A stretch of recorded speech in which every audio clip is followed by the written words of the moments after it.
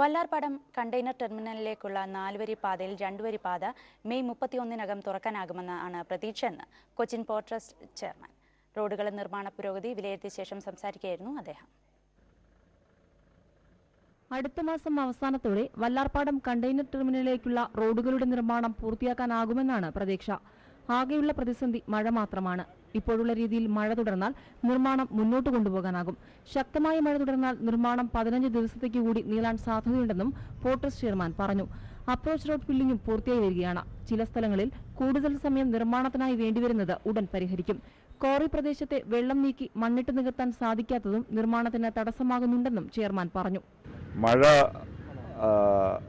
ഇപ്പോഴത്തെ ഈ സ്കെയിലിൽ തന്നെ മഴ പോവുകയാണെന്നുണ്ടെങ്കിൽ ഒരുപക്ഷെ നമുക്ക് ഇത് കംപ്ലീറ്റ് ചെയ്യാൻ കഴിഞ്ഞേക്കും. പക്ഷേ മഴ വീണ്ടും ഇതിനേക്കാളും കൂടുതൽ ശക്തമാവുകയാണെങ്കിൽ ഒരുപക്ഷെ ഒരു 10-15 ദിവസം കൂടെ ഇത് നീണ്ടു നിന്നിരിക്കും. പക്ഷേ എന്തായാലും മെയ് 31 എന്നുള്ള ടാർഗറ്റ് തന്നെയാണ് ഇപ്പോഴും ഞങ്ങൾ ഫോളോ ചെയ്യുന്നത്. തികഞ്ഞ ശുഭാപ്തി വിശ്വാസത്തിലാണെന്നും പറഞ്ഞ സമയത്തിനുള്ളിൽ പണി പൂർത്തിയാക്കാനാകുമെന്നാണ് പ്രതീക്ഷയെന്നും റോഡിന്റെ കരാറുകാരായ സോമ കൺസ്ട്രക്ഷൻ അധികൃതർ പറഞ്ഞു.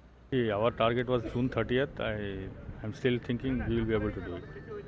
Its task is enormous, but from the point of view of Soma, we are putting all our efforts.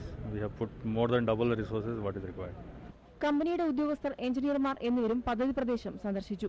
കളമശ്ശേരിയിൽ നിന്നും തുടങ്ങിയ സന്ദർശനം ചേരാനല്ലൂർ വഴി വല്ലാർപാടത്താണ് അവസാനിച്ചത്. വല്ലാർപാടത്തേക്കുള്ള റെയിൽപാലത്തിന്റെ നിർമ്മാണം നേരത്തെ പൂർത്തിയായിരുന്നു. ടെർമിനലിലേക്കുള്ള ചരക്ക് നീക്കം സുഗമമാക്കാൻ വെല്ലിംഗ്ടൺ ബോൾഗാട്ടി ദ്വീപുകളിൽ നിർമ്മിച്ചിരിക്കുന്ന റോറോ ടെർമിനലും കമ്മീഷൻ ചെയ്തിരുന്നു. പദ്ധതി കമ്മീഷൻ ചെയ്യാൻ മാസങ്ങൾ മാത്രം അവശേഷിക്കെ റോഡിന്റെ നിർമ്മാണം പൂർത്തിയാകാത്തത് ആശങ്ക ഉയർത്തുന്നുണ്ട്. മനോരമ ന്യൂസ്